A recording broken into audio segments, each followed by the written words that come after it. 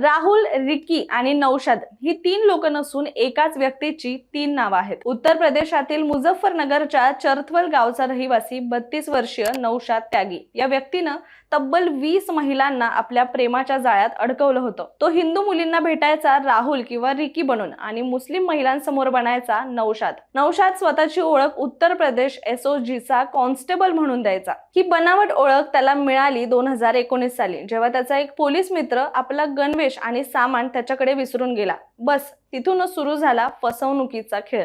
नौशादने social मीडियावर अशा महिला शोधल्या ज्या विधवा होत्या किंवा आपल्या पतीपासून विभक्त होत्या।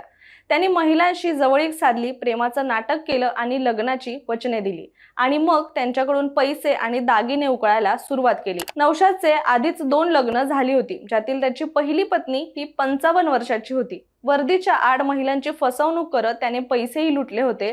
शिवाय काही पोलिसांसोबत त्याचे चांगले संबंधही होते आणि त्याचमुळे लोकांना त्याच्यावर विश्वास बसायला सुरुवात झाली। पण एक दिवस सगळं उघड झालं। एका विधवा महिलेला त्याने प्रेमाच्या जाळ्यात ओढलं आणि तिच्याकडून तब्बल 3 लाख रुपये उकळले। पण जेव्हा तो तिला लग्नासाठी नकार देऊ लागला तेव्हा त्या महिलेला संशय आला आणि तिने पोलिसात धाव घेतली। त्यानंतर नवीन बळीच्या शोधात दुसऱ्या शहरात पळून जाण्याच्या तयारीत असतानाच नौशादला पोलिसांनी अटक केली।